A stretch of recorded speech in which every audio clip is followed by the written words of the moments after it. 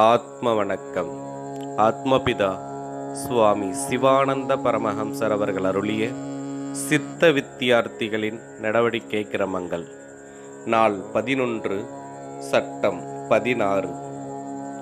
சித்த வித்தையை பெற்று நடவடிக்கை கிரமங்களுக்கு அனுசரித்து நடக்கின்றவர்களுக்கு ஏதாவது ஒரு காரியம் நடப்பில் கொண்டு வர வேண்டியதற்கு பொருள் வேண்டி வந்தால் அவ்விடங்களில் உள்ள சித்த வித்தையை பெற்று நடவடிக்கை கிரமங்களுக்கு அனுசரித்து நடக்கின்றவர்கள் ஒன்றாக ஒரு சபை கூடி அதில் வைத்து ஒவ்வொருவருடைய சக்திக்கு அனுசரித்து தீர்மானப்படுத்தியவாறு அக்காரியத்தை நடைமுறையில் கொண்டு வர வேண்டியதாகும்.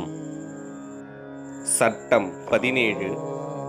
சித்த வித்தையை பெற்று நடவடிக்கை கிரமங்களை அனுசரித்து நடக்கின்றவர்கள் ஒன்றாக சேர்ந்து ஏதாவது கொண்டாட்டங்கள் நடத்தும் பொழுது அந்த நாட்களில் சித்தவித்தை நடவடிக்கை கிரமத்தை அனுசரித்து நடக்கின்றவர்கள் எல்லாம் யாதொரு வேறுபாடும் இல்லாமல் சக்தினி சபீதி நடத்த வேண்டியதாகும்.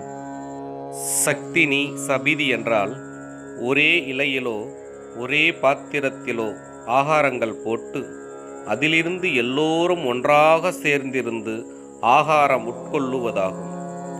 ஆகாரம் சாப்பிடும் பொழுது கீழே விழாமல் சாப்பிட வேண்டியதாகும். தவிர சாப்பிடும் சமயம் நாம் உண்ணும் ஆகார வகைகளை மேலே வைத்தும் நாம் கீழே இருந்தும் உட்கொள்ள வேண்டியதாகும். ஏனென்றால் எல்லா ராஜாக்களிலும் மிகவும் பெரிய ராஜா அன்ன ராஜாவாகும். அதாவது நாம் ஜீவனை ரட்சிக்க வேண்டி உட்கொள்கின்ற பொருள்களாகும். ஆகவே நாம் ஜீவனை ரட்சிக்க காப்பாற்ற வேண்டி சாப்பிடுகின்ற ராஜாவின் முன்னால் இருக்கும் பொழுது நாம் கீழேயும் ஜீவரட்சை செய்கின்ற ஆகார வகைகள் உணவுப் பொருட்கள் மேலேயும் இருக்க வேண்டியதாகும். ஆகையால் ஆகார அறையில் 2 பக்கம் தாழ்ந்தும் ஆகாரம் சாப்பிடுகின்ற இடம் உயர்ந்தும் ஒரு திண்ணை உண்டாக்கி அதன் மேல் இலையிட்டோ பாத்திரம் வைத்தோ ஆகாரங்கள் விளம்பி உட்கொள்ள வேண்டியதாகும். சட்டம் 18.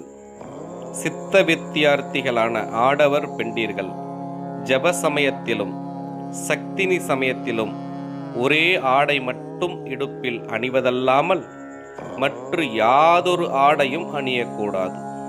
ஏனென்றால் ஈஸ்வர சேவை இறை வழிபாடு செய்யும் பொழுது யாதொரு அலங்காரமும் கூடாது. எப்படி என்றால் கோவில்களுக்கு குளித்து கும்பிட போகும் பொழுது யாதொரு அலங்காரமும் இல்லாமலாகும் போகிறார்கள். அதுபோலவே நாம் உட்கார்ந்து ஈஸ்வர சேவை செய்யும் பொழுதும் அலங்காரம் இல்லாமலே செய்ய வேண்டும். ஏனென்றால் அலங்காரங்கள் எல்லாம் ராஜசம் ஆகும். சித்தவித்தை அபியாசிகள் சாத்வீகர்களாகும்.